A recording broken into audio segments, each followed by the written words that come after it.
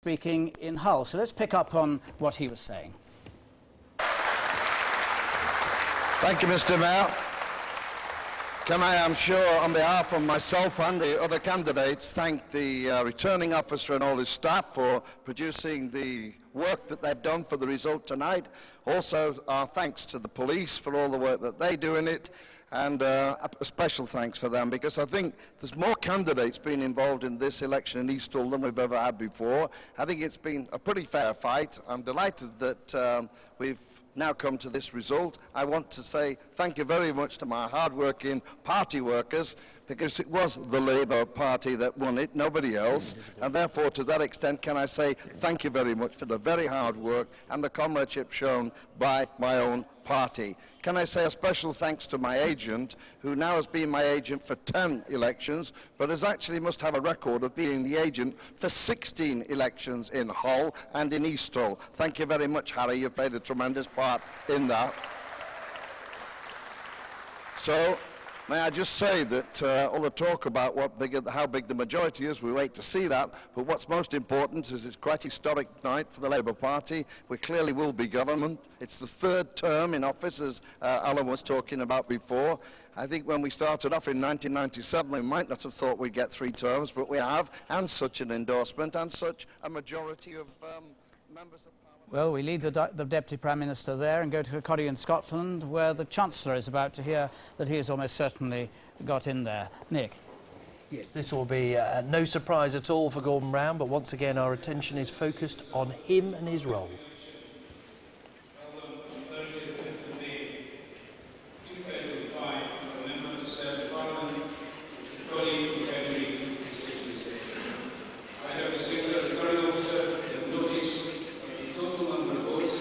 Candidate in the election is the following: Peter Adams, UK of Scotland, 516.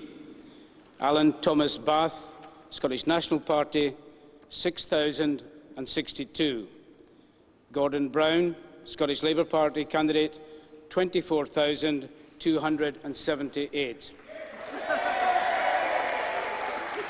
Gordon Brown, very happy with that.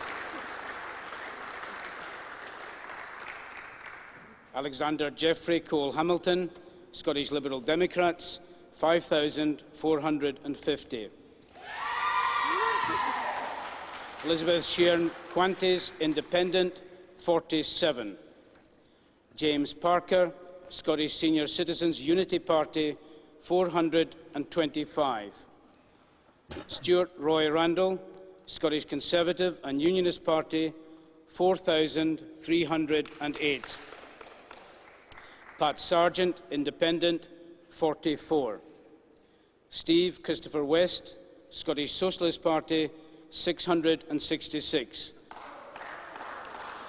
So no surprise here. This is a new seat. Kirkcaldy and Cowdenbeath is a new seat in Scotland because of the boundary changes. Majority for Gordon Brown there, 18,216. He's got 24,278. Look how far ahead he is of the SNP in second place. The swing from SNP to Labour, 1.8%. And here is the share of the vote. Labour on 58. SNP on 14.5%. Here, let's hear him speak now. The police, the staff of this growing college at the centre of Kirkcaldy, for the dignified and efficient way in which they have conducted this count in this new constituency of Kirkcaldy and Cowdenbeath. And let me also thank the 8 other candidates who have joined me in this election for also the dignified and efficient way in which they have conducted this election. And if I may be allowed to do so, I want to thank my agent, Alec Rowley, Rona White, Marlon Livingston, Helen Eadie, my predecessor, Lewis Mooney, and all our Labour Party volunteers and workers who have worked tirelessly during this campaign. I'm grateful for all their advice, their support and their hard work. And to the best campaigners in my family, Sarah and my young son, John, thank you also. To be elected again to represent the families of this constituency I've had the privilege to represent for 22 years is indeed an honour. And now, following the creation of this new constituency of Kirkcaldy and Cowdenbeath, to represent, in addition, the town in which I grew up, where I went to school, where I can count many childhood friends, and to be declared Member of Parliament only a stone's throw from the church in which my father was a minister for all the formative years of my life, is indeed a humbling experience. And my first duty and my first responsibility will be to serve all the electors of this new constituency of Kirkcaldy and Cowdenbeath. This vote in this constituency here for Labour is, I believe, not just a call for renewed work, but it's a summons to even greater commitment. And I promise that we will listen and we will learn so that we can serve our country and our communities even better in the years to come. And if, as I believe will happen, a Labour government will be elected for a historic third term, our purpose will be to maintain and entrench our economic stability and prosperity, to advance towards full employment in this country, and to build a stronger, fairer Britain, where every child has the best start in life, and there is dignity, security and opportunity for every family in the country. This is the work that drives us on. This is the vision that gives enduring purpose to what we do. This is the task our party wants to take forward, starting from this morning. And to the people of Kirkcaldy and Cowdenbeath constituency, I promise I will work tirelessly to serve all the people and to deserve their support. Thank you all very much for the vote of confidence you've placed in me. Gordon Brown, now very delighted to be back in what is virtually his family seat. He's talking quite touchingly there about how proud he was to be back there. Also, very difficult not to say that sounded very much like the next Prime Minister speaking, did it not, Roy? Well, it certainly is the next Prime Minister, but I can't see the screen here, so I'm not quite sure what the notional swing is. It's a new seat, so it's, in a sense, an imagined swing, or a hypothesised swing. But it's either a very small swing to Labour, or a very small swing away from Labour. It's a tiny swing. It's 0.04% swing away from Labour, but compared to what we've been seeing, a very small swing away from Labour. By far the best Labour result of the evening. It seems to me there must be a moral here somewhere. If there had been a lot of more Gordon Browns, or a lot more Gordon Brown influence, we might have seen different pictures tonight. You sound as if someone who, it's not only his character and personality, it sounds as if you believe that he represents a different strand or a different ideological persuasion. He's Labour. That's basically about Gordon Brown. He's Labour. And I would rather like to have a Labour person. But he's bought in all through his campaign. He's bought into New Labour. He's bought into the market. He's bought into all the things. No, he hasn't brought in the market. The market's always been there. Gordon Brown is in the tradition of Labour modernisers, a position I used to occupy. But Gordon Brown, like me, wants a new and improved form of social democracy. Tony Blair wanted an alternative to social democracy, and that's a very big difference. Quick thought on that before I go to see what Gerald's got on it. Just very briefly going to ask Roy, what should happen now? Are you suggesting that so well has Brown done and so badly Blair that the party should do something about it very quickly? We can see Darlington. This is Alan Milburn's seat, but we're just about to hear the result here, so have to pause on those thoughts. Alan Milburn thought not to get on terribly well with Gordon Brown, to put it mildly, but we're about to hear that this is a safe seat for him. He was the coordinator of the campaign, perhaps somewhat sidelined during the campaign, but talked to us filled with rather serious thoughts earlier in the programme.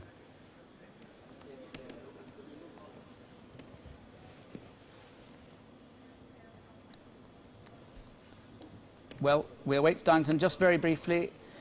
Nick, tell us... Just say we'll be waiting not just for the result in Darlington, which won't be a huge surprise, but what does Alan Milburn signal about whether, if there is a cabinet reshuffle tomorrow, he wants to be part of it?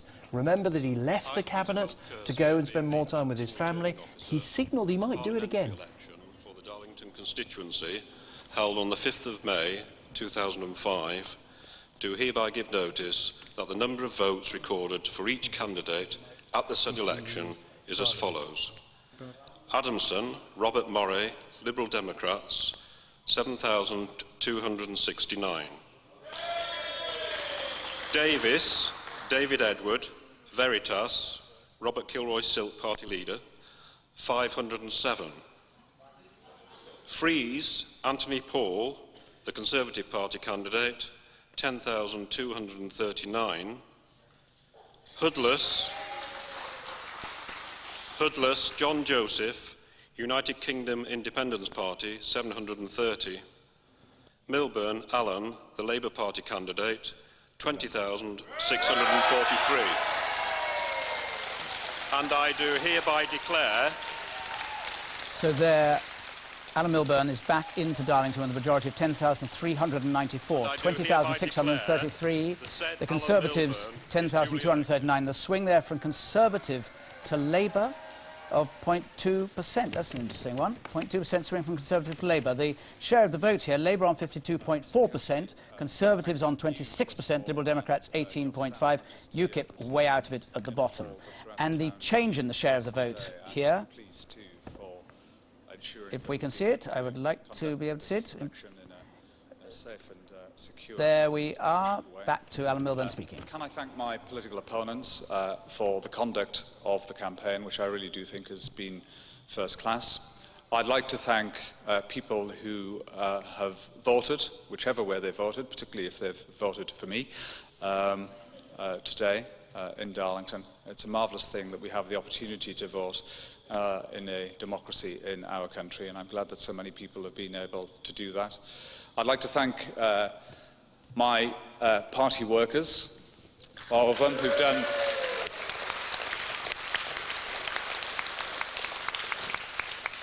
a tremendous job of work for me, not just over the last few weeks, but over very, very many years. And I owe them a huge debt of gratitude, for which I will be eternally grateful. And then finally, if I can thank Ruth and my kids, Joe and Danny, who have actually campaigned for me and campaigned consistently, and they've knocked on doors and they've given out leaflets, but most of all for their love and support, which is far more than I really deserve, not just over the last few weeks, but over very many years. So Alan Milburn there thanking his, there's very interesting things happening in London. There is a recount at Battersea, that's the Labour-held seat of Battersea.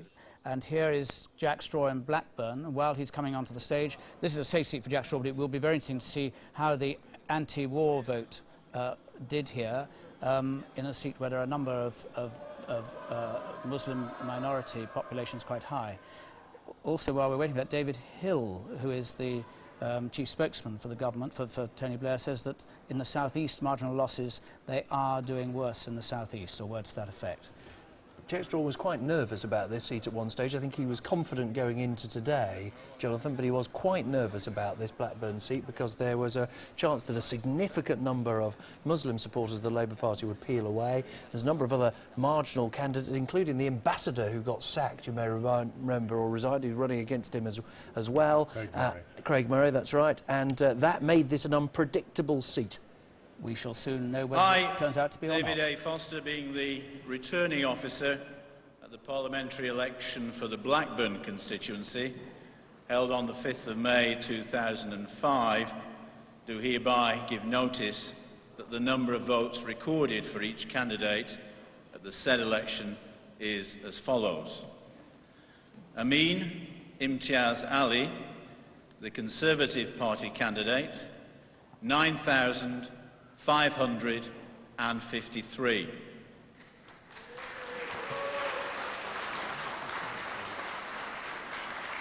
Baxter Dorothy, UK Independence Party, 954.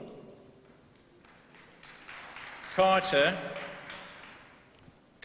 Graham Arthur, the Green Party, 783. Holt Nicholas, British National Party, 2,263. Melia Anthony Peter, known as Tony, Liberal Democrat, 8,608.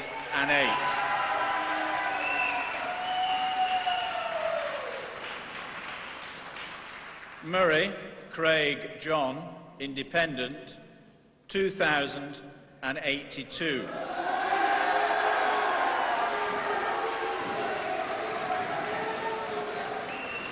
Straw John Whittaker, known as Jack, the Labour Party candidate, 17,562. So there is the full result, a majority of 8,000, just over 8,000 for Jack Straw, 17,562. In second place, the Conservative Muslim anti-war Conservative, 9,553. The swing from Labour to Conservative there, 1.9%. And the share of the vote, Labour 42, Conservatives 22.9, and that will be slightly reassuring for Jack Straw. Gerald, what have you been up to while we've been getting these results? Well, incidentally, I should say we've got 82 results in so far for Labour, 7 for Conservative, 5 for the Liberal Democrats, and the rest have got 2. Sorry to stop you in what was about to be mid-flow. Well, I've done a drawing which I think might please Roy here. It's regime change, it's called, and Blair, Brown is pulling Blair off his plinth in the manner of Saddam. I don't know whether Roy likes that image. I bet he does. Deny it, Lord Hattersley. I like the idea. I'm not quite sure I like the metaphor. Do you think that you are such... you so deeply feel for Brown and against Blair? Do you think that he ought to make a move?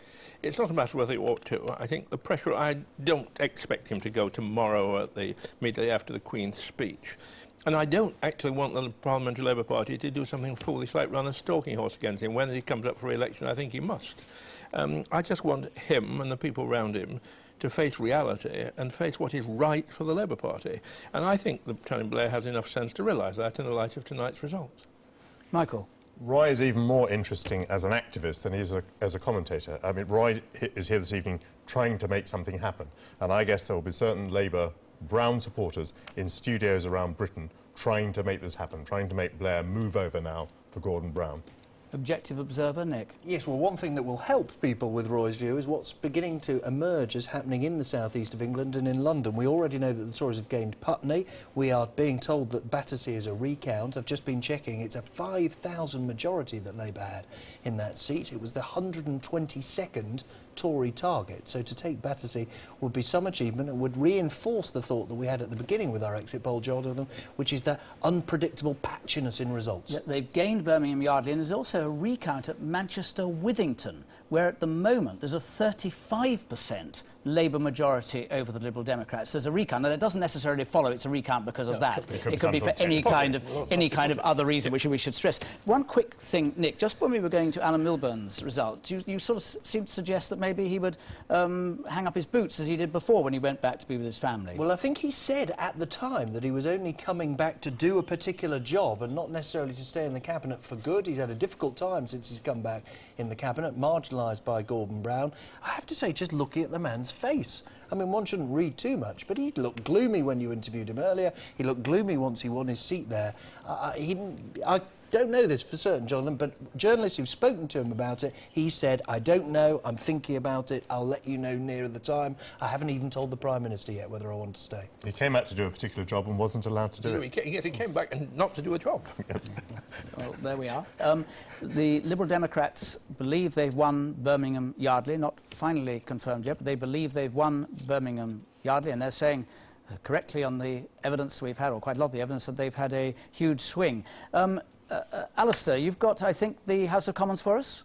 Yes, indeed, Jonathan. Let me fly you from the Eye across the Thames and head down the corridors of power and bring you into what we think is shaping up to be the new chamber of the House of Commons. Well, we don't yet know whether that Liberal Democrat for Birmingham Yardley will be sitting there, but if he is, his name is John Hemming and he'll be sitting down there. But let me tell you what we do know so far. We think it's a swing thus far, with nearly 100 results in, of 2.7% from the Conservatives to the Labour Party. Now, what would that mean in terms of seats? Well, let's start off, first of all, with the Labour Party. There they are. 356 seats. The Conservatives sitting over here still stuck very firmly in the opposition benches would have 209. Liberal Democrats, it's really shaping up, before we get that Birmingham Yardley result, of being a disappointing night for them. Just 53. And then the others, Plaid Cymru, the Scottish Nationalists, the Northern Ireland parties, which we won't hear about until much later on Friday, they get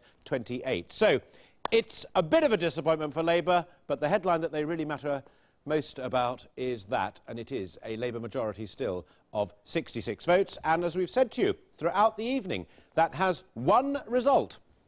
That is that for the time being, Tony Blair will remain sitting here. just until he decides it's time to let that other Scottish gentleman have a go. Jonathan.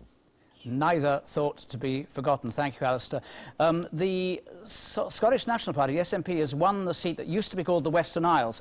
It is in Gaelic now, the seat, and I'm not going to offend the 22,000 voters of the Western Isles by trying to say the Gaelic pronunciation correctly. So forgive me if I don't try it. I think you'll be far better off without me saying it. It is what everyone hitherto had known as the Western Isles. Let's now have a summary of where we are. Here, 108 seats so far in, of which Labour has got 92 of them, the Conservatives on 8, but that will close, Liberal Democrats on 5, and the same is also true. 324 is the winning post. Here, the Conservatives have gained Putney. The majority, 1,756, 15,487 votes. Labour in second place, 13,731. Liberal Democrats, 5,965, and the Green Party, 993. The swing there from Labour to Conservative, 6.4%. And Newcastle upon Tyne Central, where Labour have held with a majority of 3,982, but look straight down to the bottom there, but the Liberal Democrats second place, the swing from Labour to Liberal Democrats there, 11.1%. I think that's the biggest swing that we've had so far this evening.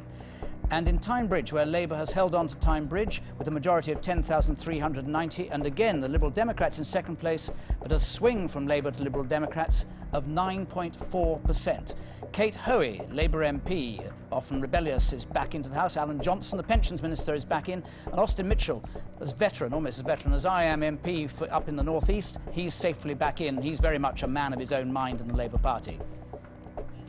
And here are some other Labour results. They've held on to Ashton-under-Lyne, they've held on to Eccles, and they've held on to Islington North. We now have 98 on our tally there, 98 seats in for Labour, 8 for the Conservatives, Liberal Democrats 5, the others 3. Colin, what can you tell us about where we are? Well, I think what we're seeing, Jonathan, is mainly, of course, results that have come in from the north of England and from Scotland in safe Labour areas. Sunderland South actually slightly misled us this evening for the first time. What has clearly been happening in these seats is a swing away from Labour to the Liberal Democrats, with the Conservatives scarcely changed from 2001. However, in the south, we've seen the Conservative gain in Putney. We know there's a recount taking place in Battersea.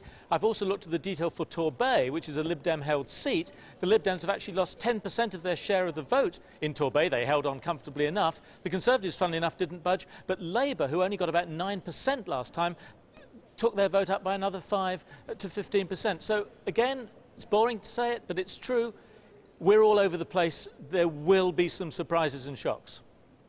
I don't think it's at all boring. Do you think it's boring? It's all over the place. It suggests to me that we're into a whole new kind of political landscape, Nick. I think that's what makes it fascinating, actually, and it does mean that some of us will owe a little apology to some in the Labour Party who said, look, the Lib Dems are a real threat to us, because it does show that there are real variations that can have dramatic impacts on individual seats in different parts of the country. Now, why the Liberal Democrats will be pleased of what Colin was saying about the North, they want to prove that they and not the Tories are the real challenges to Labour in swathes of the country, and they will point to those northern results and say, told you so, not the Tories. We've got the Conservatives also gained Peterborough, incidentally. They've gained Peterborough. You wanted to come in, Roy. No, I didn't. I would except to argue. Well, I will come in, but I was told not to, which is to argue about keep repeating the exit poll. I mean, I know you can't revise it yet, but to keep telling the country that we're hypothesising the result on the exit poll is now clearly wrong. The exit poll is wrong. And anybody who thinks it's going to be that pattern, I think is mistaken. Well, let me go back to Colin on this first. Well, Colin, are we still using the exit poll as our guide? Roy is saying that it must be wrong, and so why are we using the exit poll? We have to use the exit poll as our guide until we get a sufficient variety of marginal seats that come in. And I think the very fact that the results are so variable from one part of the country to another, depending on which parties are challenging the other, must mean if you like, it's a comfort blanket. We have no other means of determining precisely what the result of this election is going to be. If the Liberal Democrats are going to win somewhere like Manchester Withington on a 17% swing, and at the same time are losing 10% of the vote in Torbay, they hold lots of seats in the southwest of England. If that happens, they'll lose them all at the same time as winning places like Manchester Withington and Birmingham Yardley. But we really do find ourselves in sort of fresh territory. OK, so we're in fresh territory. Don't rely too much on the exit poll, but there's no other prediction we can get. And now I'm going to bring in Nick, who's going to illuminate life with his Elvis. Well, we're looking for the pattern of seats, not just individual seats in different parts of the country. The Liberal Democrats, as you were saying earlier, Jonathan, are predicting a gain in Birmingham Yardley. Now, this was the seat that Estelle Morris had. So let's just get a look at the political map there. This is 1992 on Elvis, our election visualiser. Labour with a small lead. Moving on to 1997, a huge Labour lead there. 2001, it shrunk a bit, but what the Liberal Democrats are saying is even on that 8.6% lead, they are telling us that they will gain Yardley. Now, the key about this part of the country, though, of course, is we need to see if the Tories will get anywhere near government. Much more Tory blue in that area, and at the moment, the signs are not that that will happen, that it may be the Lib Dems who are looking good. If you saw me waving frantically just now, it's because there's lots of interesting things happening in this election and in this studio as well. It isn't because I've gone totally mad, I hope, anyway. We can go to Birmingham Yardley now. Nick was just talking to us. John Henning is up there. Mr Henning, you were the founder of the Phoenix Consortium, which created the new rover, but also presided over it. They went on to preside over a disaster. But you think you've won here? Well, we don't know for certain as yet. There are a number of votes which haven't been counted. There are complications to do with the postal votes which need to be mixed in with a number of votes which haven't been counted. There are two extrapolations that can be used to determine the result, which would indicate a win, but it is not guaranteed as yet. OK. Do you have an explanation for this? I know Estelle Morris, who actually we're going to be joined by very soon. Do you have an explanation? There's something I should say to you, because you can't see, but we've got pictures of Birmingham, of Sedgefield here, which, of course, is the Prime Minister's constituency. And there he is, just arriving. He's left his home, and he'll be on his way now to the count. So carry on while we have these pictures. What do you give as explanation for the fact that you are in here? Is it required it was an 8.6% majority that Estelle had there. Is it the rover effect? There are a number of factors. People aren't that happy with the government and what the government has been doing. They obviously, the Iraq war has a minor effect in the constituency as well. But the government has not actually achieved that much. If you look at what's been happening, say, with GPs, where people can't get GP appointments, that's a substantial problem for people.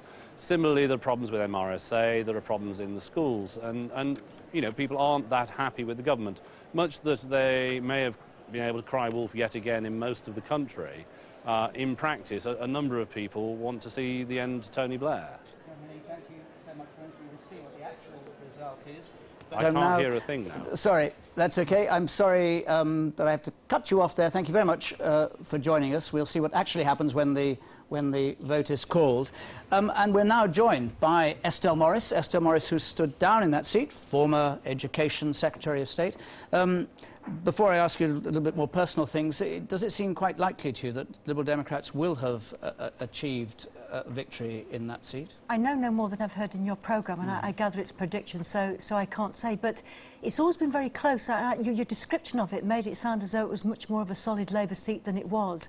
Since 1992, I've never had a Labour councillor. It's been a full slate of Liberal Democrat councillors for all the years that I've been there.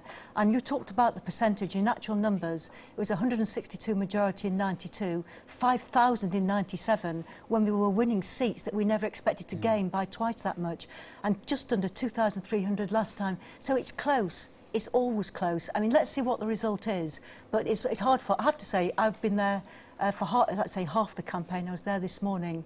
And I was optimistic that we would hold it. And if we haven't, I'm dreadfully, dreadfully disappointed. It's clear that we're saying that the results are all over the place now, to make it, you know, purely from the observer's point of view, a fascinating election with ups and downs in all sorts of different and unexpected ways. What do you think is going on?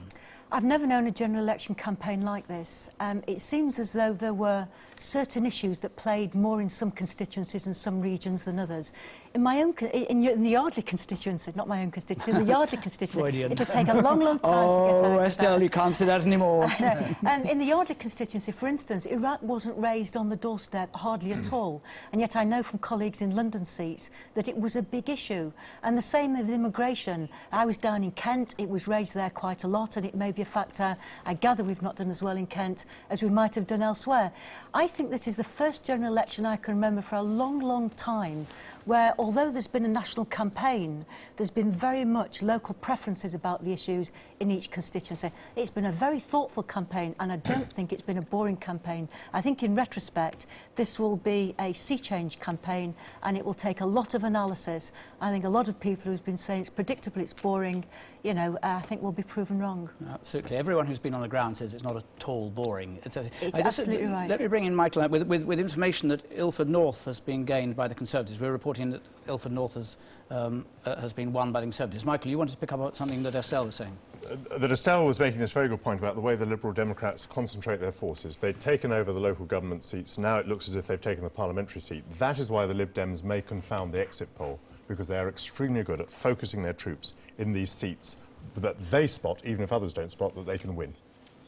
I just saw there that Portsmouth North has been regained by the Liberal Democrats. It's the gain for the Liberal Democrats in Portsmouth North, just making the point that you were making effectively, Michael, focusing on the seat. Nick, there was something you wanted to say before we go to the news. Yes, well, I was fascinated by what Estelle thought the lesson would be for the Labour Party, because we've heard Roy Hattersley here say that he's clear about the lesson. It should be Brown and not Blair. We've had David Blunkett reflecting about reconnecting with the electorate. And just to show us how confusing this election is, in a night where the Liberal Democrats have been going very well, the Conservatives have taken Newbury from the Liberal Democrats. Oh. Former by-election game for the Liberal Democrats, you remember, and they were chipping away at that in the hope of regaining it. Of course, it was traditionally a huge Conservative majority. Absolutely. Let's now go and hear all the news, the big stories of the evening with Mary Nightingale. Mary.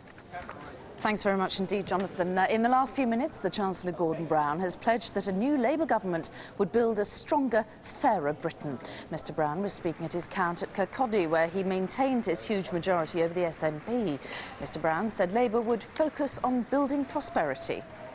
And if, as I believe will happen, a Labour government will be elected for a historic third term, our purpose will be to maintain and entrench our economic stability and prosperity, to advance towards full employment in this country, and to build a stronger, fairer Britain. Labour's chief spin doctor David Hill has said the party is doing worse in marginals in the southeast of England than the rest of the country. It follows defeat in Putney, where they lost to the Conservatives on a 6% swing. There's also a recount in neighbouring Battersea. The Conservatives say they're confident that frontbencher David Davis will hold his seat in Holton Price and Howden. Mr Davis had been a key target in the Lib Dems' so-called decapitation strategy. That's seen the Lib Dems target senior Tories with wafer-thin majorities. The Liberal Democrats have won the seat of Birmingham Yardley. That was the seat of the former Cabinet Minister Estelle Morris, who's standing down this time, as we've heard. The Lib Dem President Simon Hughes says that overall the party is heading for one of its best ever results. The exit polls give us a percentage share over the country. If they're true, forget anything else, they give us our best score, our best share of the vote since the party was formed in 1988. They give the Tories 1% more. And that's 1% more than their two worst results since 1832, and they bring Labour down, interestingly, to the share of the vote they got in the only two times in the last century when they had a minority government, 37%. In the last hour, the Respect candidate George Galloway has arrived at his count in Bethnal Green and Bow. Mr Galloway has fought a tight and bitter race against the Labour incumbent Una King.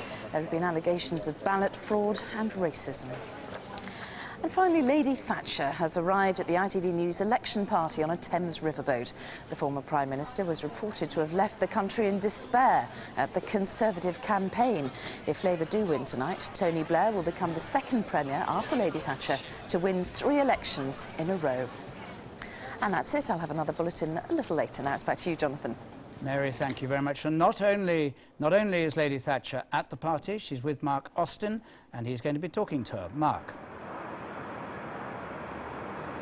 Jonathan, thank you very much indeed, and we are now pleased to be joined by Baroness Thatcher, who is at the party here. Baroness Thatcher, thank you very much, first of all, for coming to the party and for saying a few words. It looks as though things are going better than predicted for the Tories. Well, I hope so. Well, I think it's always reckless to predict before the real results come in. But the exit poll is a good sign, and then the Putney result quite good as well. I'm Conservative. I believe Conservative is right for the country. It's done a great deal for the country, and I hope that we shall come out very well. as a result of what's gone on in this election. It does look, though, as though Tony Blair will get his third term. He's hard on your heels, isn't he? Yes, but my experience with the Labour Party is that they've often done quite a lot more of what we would have done than any previous other Labour Party. Sometimes said that the Blair government has been Thatcherite. Do you agree with that? There might have been a tincture of it, but that is all. He has a long way to come to be purely Thatcherite. Does he deserve his place in history, do you think, Tony Blair? I'm not quite sure of his place in history. History will determine that. I wouldn't like to predict it. What did you think of the campaign? Was it an inspiring campaign, do you think? It's very difficult to be inspiring when you're on television frequently, you're in the newspapers frequently, you're doing speeches frequently. It's a different sort of campaign. It's a different sort of campaign from those in the past. I hope we get a message across.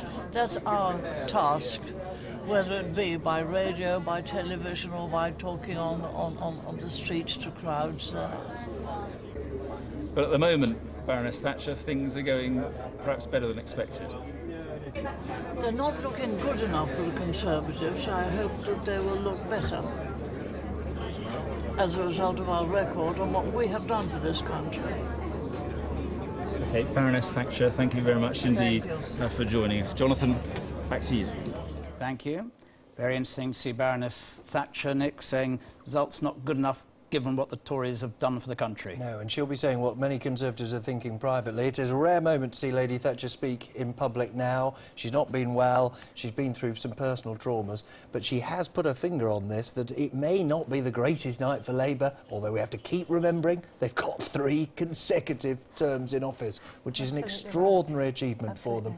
The Tories will be pleased, they've got some gains they maybe didn't expect, but we're still talking of them having a parliamentary party the size of Michael Foot taking on Mrs Thatcher in 1983. So someone once said that satisfaction is expectation minus reality. The Tories are cheerful because they expected nothing at all. But when they go back to the House of Commons and there are the ranks of Labour MPs, Tony Blair and Gordon Brown, I think they'll find they're rather less cheerful than they feel at the moment. And it won't make them very cheerful to know that Liberal Democrats have held on to Cheadle.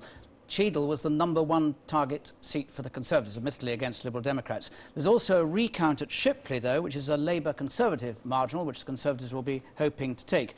Meanwhile, Dr John Reid and Adrian Schatz is waiting for us. Good evening, Dr Reid. Thanks for joining us. It's a pleasure. Thank you for having me on, Jonathan. A pleasure. What do you make of it so far? Well, first of all, my own seat, I'm delighted to be in such a historic seat, represented not only by people like Helen Liddell, but of course the late great John Smith. So to have that seat and to have an increased majority here, I'm very pleased. As regards the national picture, well, all the old caveats apply. We don't know the full results. We're working on exit polls and so on. But I think there are 2 major overarching indicators. One is that it looks as though Labour will have a historic third-term victory. If that is the case, I think Tony Blair then becomes the most successful Labour leader. In fact, perhaps more than that, I believe Michael Portillo said tonight that if the polls are correct, he becomes more successful than Mrs Thatcher herself, which has perhaps provoked her into saying something tonight.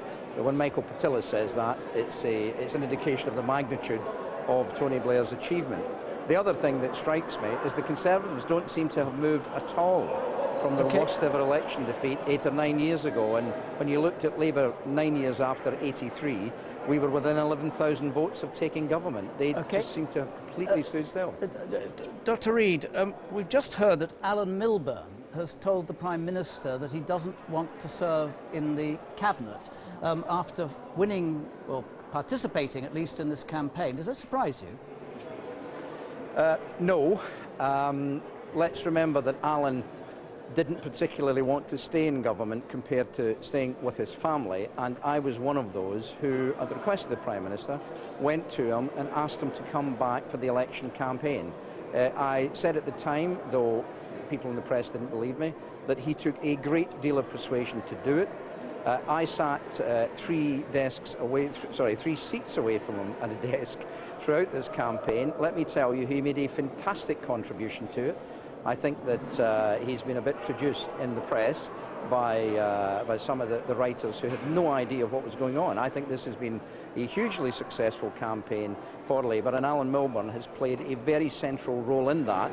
But I always suspected personally that when it came to the end of it, Alan would say, look, I'm going to go back to being with my family and being an MP. So Alan can speak for himself. Sorry, we've got so much stuff coming through. Forgive me if I keep trying to cut you off.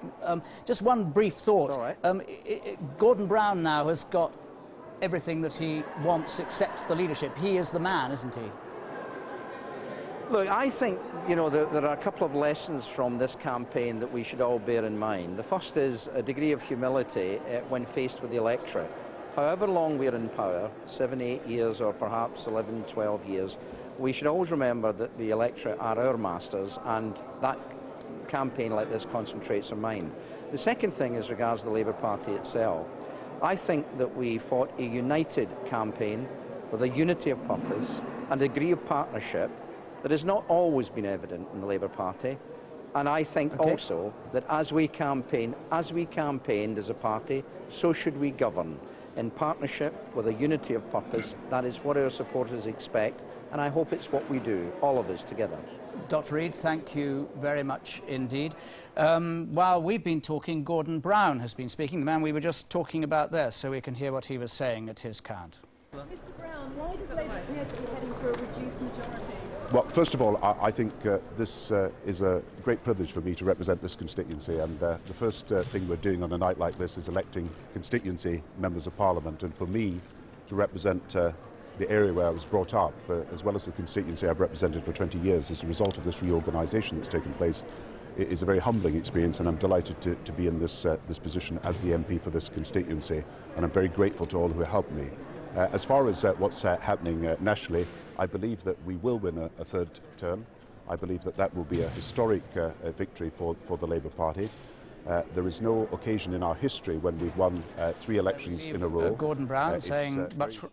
We leave Gordon Brown there saying much what he had said before.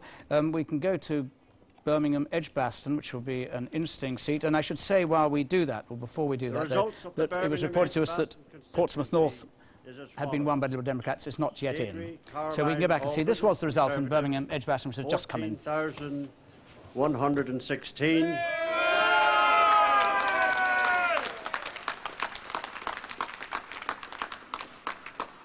Peter Charles Beck, Green Party, 1,116.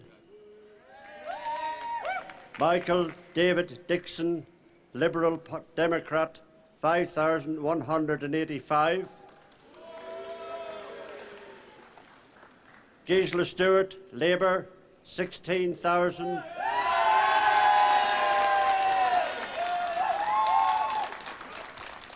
That will be a relief to Labour in this marginal seat. 465.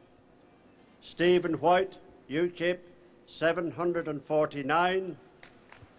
This represents a majority of 2,349 for Keighley Stewart, who was duly elected member of Parliament. So there's the returning officer said majority 2,349. Keighley Stewart just over 16 and just under 16,500. Conservatives 14,116. The swing from Labour to Conservative there 3.1%.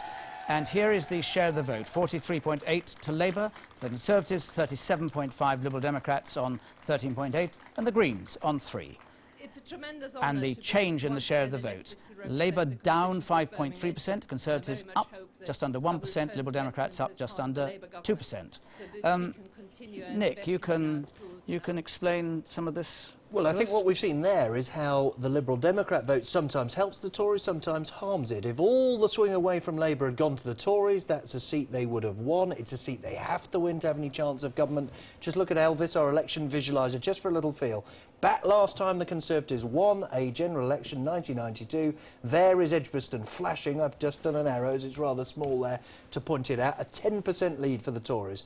Tony Blair wins in 1997. It converts into a 10% Labour lead, and you see all that blue disappear from large parts of the West Midlands. 2001, the result we were getting today, a 12.5% lead, and now we've got a lead again of 6.3%. That's the sort of seat the Tories needed to win to be anywhere near getting into government. Just a reminder of the sorts of mountains that the Conservatives have to climb, Michael Portillo, if they're going to be back in with a chance. This is a fairly disappointing swing to the Conservatives at only just over 3%. Much bigger swing to them in Putney at 6%.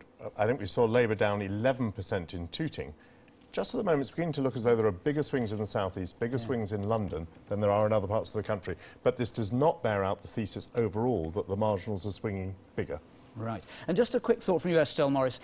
Alan Milburn, you worked very closely with Alan Milburn. Are you sorry to see him say, I don't want any more of this action, or do you think it has to do with the fact that he and Brown actually can't talk to one another? While you respond to that, we can see Tony Blair arriving at the Sedgefield camp, but carry on the thought. I'm sorry he's standing down, but like John Reid, I'm not surprised, and I too genuinely believe that he was persuaded Dragoon to come back for the general election, and having talked to him about how he enjoyed the period out of the cabinet, I'm not at all surprised that he's decided to concentrate on being a backbencher. So Tony Blair arrives, his protection officers get out with him, a small cheer for him from the crowd there, knowing already he's got 143 seats in the bag, and they were projecting a comfortable majority with him, knowing that he has, whatever happens, won, as we've all been saying this evening, an historic victory. We can overuse that word historic, but in political terms it most certainly is. Indeed. 3 victories on the trot. Unrivalled, as Michael Portillo was saying, even by Margaret Thatcher in terms of the number of seats that he's won in gaining those 3 victories. A very happy man with Sri Blair, of course, beside him. Going in, as he's now done, you know, every year since 1983, and this is in the Aycliffe Leisure Centre where the count is always held. He's been MP here for since 1983, became the youngest Prime Minister, and now is the Prime Minister with a record that any other Prime Minister would envy. Nick? Yes, he'd be enormously proud of having done this achievement, and he must have believed at one stage that it wouldn't be possible, that someone else might take the Labour Party to victory. So it's going to be a confusing night, isn't it, in many ways? We'll focus on the losses, we'll focus on the people who leave government or leave the House of Commons for the Labour Party, but I think after a while they'll say, my goodness me, after all that we've been through, we've won a 3rd term. You know him pretty well, Estelle. Do you think he would have been bruised by this campaign? He had to put on a front. He was being charged with being untrustworthy, with being a liar. Many people, clearly, even his own party, evidently, politically at least, loathe him. Yet he didn't. He kind of held up a front, saying, I'm not going to apologise for anything.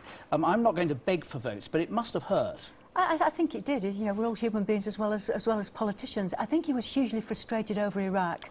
I think he felt that over the months he'd explained as best as he could what his position was, and yet it kept coming back and back and back. I think one of his great strengths was how he found a way of explaining Iraq yet again, and of how he took on the trust issue. But I'm sure that it dominated the campaign more than he would have liked. Tony Blair walking up into the constituency, got into the Aycliffe Leisure Centre, a route, as I said, is very, very familiar, and when he's in there, he'll be waiting around and talking to his supporters and friends, and I think we can go once he...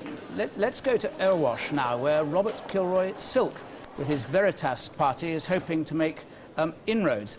Mr Kilroy-Silk, good evening. Have you any clue how you're doing? Not really, except my supporters don't look very happy. Which doesn't altogether surprise you by the look on your face. No, it doesn't look very good. I don't know the actual figures. We haven't got very many people here. We haven't got very many people on the ground during the campaign. Today there's just my wife and myself campaigning, and we haven't got enough people to watch the count. We don't know, but it doesn't look as well as we didn't expect to win, obviously, but we'd hope we'd do well, because we thought the British people wanted to change and they wanted something new and some honesty in politics. But look, you've been around this business. That's what they want. You've been around this game. You were a very prominent Labour MP before you went into television. You must know it's a pretty much non-starter to try and say, I'm going to have my own party because I know people want the truth. Absolutely. Before being a Labour MP, I was also a political scientist. I know a little bit about psychology. And as you will know, when you and your colleagues, like you've been interviewing me in the past 3 weeks, I've been saying, no, the science say we can't win. And we never really expected to win. But what we wanted to do was to put down a mark and to actually give people the opportunity. I don't think I could ever have actually felt comfortable with myself in the future had I not stood here today and known what the British people want. I will accept their verdict, sorry to interrupt you. Whatever it is. Are you now going to call it a day, though? No, not at all. We'll be fighting the Staffordshire by-election, regrettable though the causes are for that, and we will certainly be fighting to get our country back from those who have stolen from it in terms of fighting the Constitution, the referendum on the Constitution for Europe. Thank you for joining us with that thought about it. Now, we've just got news in that Labour has held on to Ynys Môn in Wales. That was a seat that the Welsh nationalists were hoping to get, Plaid Cymru, but if this turns out to be the case, I'm sure it is, Labour has held Ynys Môn. Now back to the party, and Mark, I don't know who you've got with you, Mark, but I bet it's a good party. Jonathan, thank you very much. It's an interesting night, and I'm joined by two interesting guests, Greg Dyke and Ian Hislop. I'll start with you, Greg.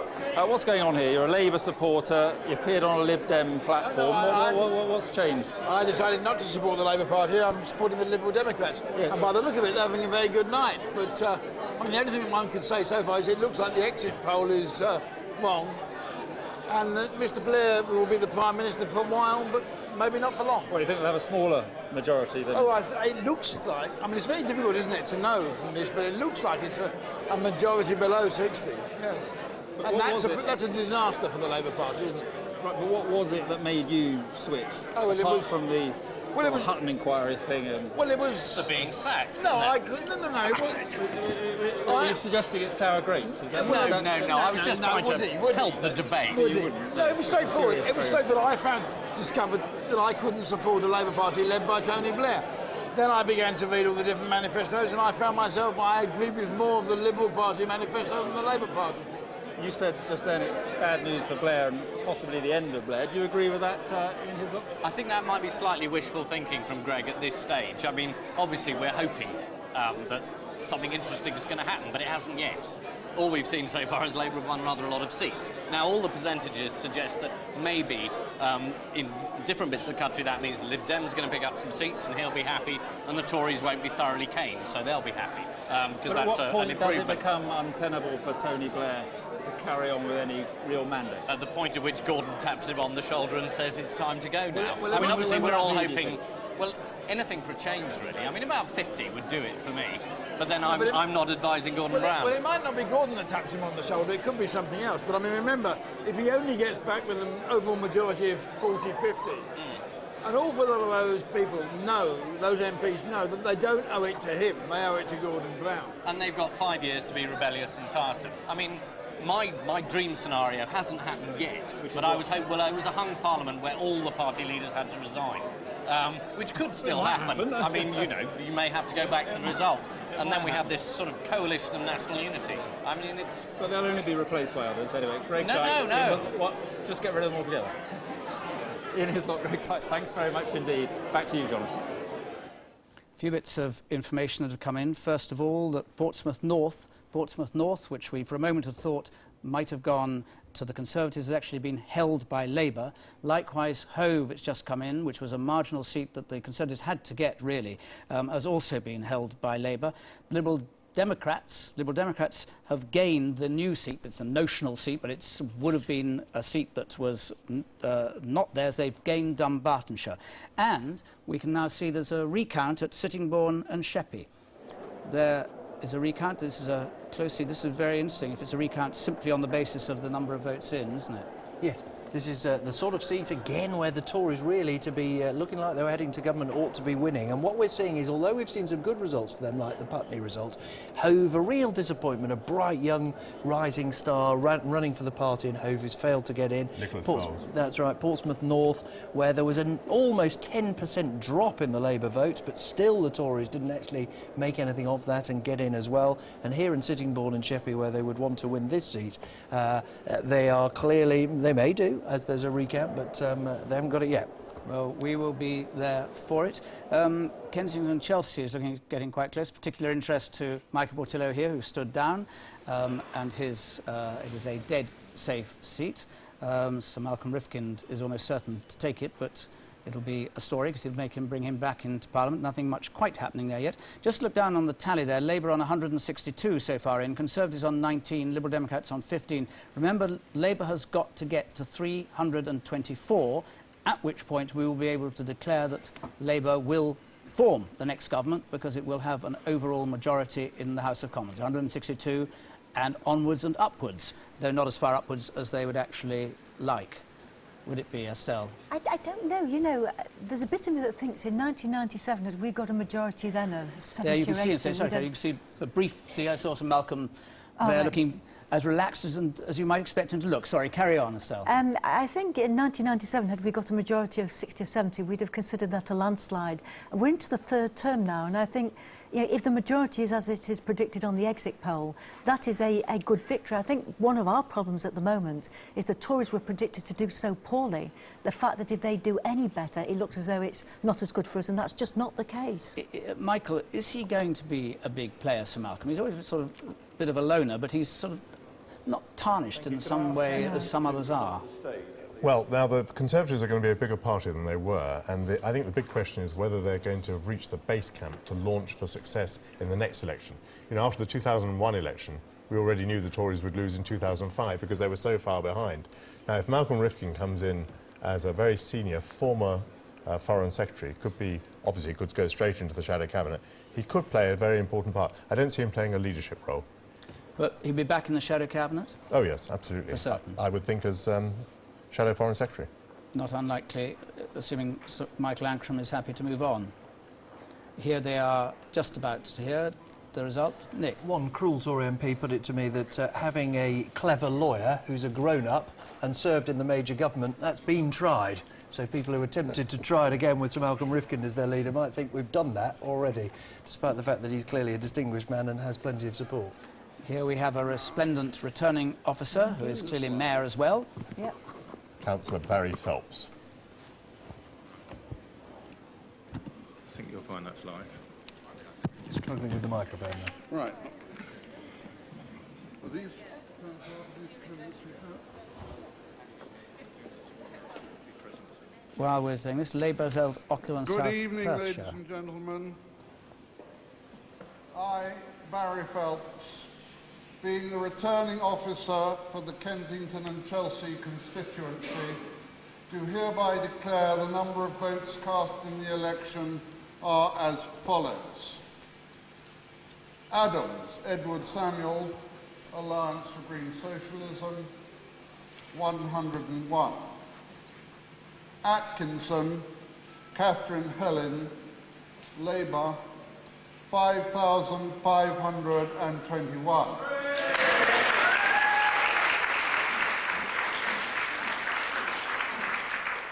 Beauville, Alfred John Shearer, Independent, 107.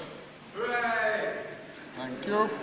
Elar, Mildred Joy, UK Independence Party, 395. Kingsley, Jennifer, Liberal Democrat, 5,726. Rifkind, Malcolm Leslie, 18,144.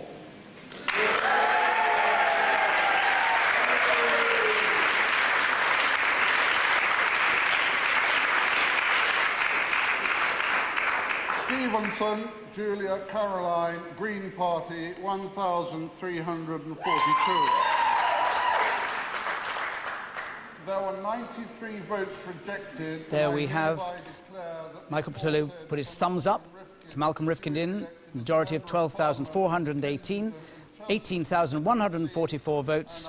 Liberal Democrat in second place, 5,726. The swing from Liberal Democrats to Conservative there, 0.5%.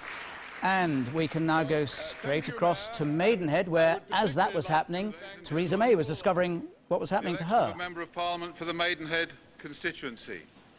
I, the undersigned, being the acting returning officer at the election held on Thursday, the 5th of May 2005, do hereby give notice that the number of votes cast for each candidate at the election is as follows. Lewis Douglas Allen, UK Independence Party, 609. May Theresa Mary, the Conservative Party candidate, 20,312. Newbound Catherine Drusilla, Liberal Democrat, 17,081. So Theresa May is safely back in Maidenhead despite some of the fears, despite the decapitation attempt against her. The Conservatives hold Maidenhead. That will be a relief to those who know that she plays a significant part in the senior ranks of the party, with a particular kind of support amongst some members of the party. Ballot papers were spoilt, and I hereby declare that the said Theresa Mary May has been duly elected as Member of Parliament for the Maidenhead constituency. And from there we go straight to Keighley. Keighley is a result we're about to hear. This is where the BNP leader Nick Griffin is running against Anne Cryer.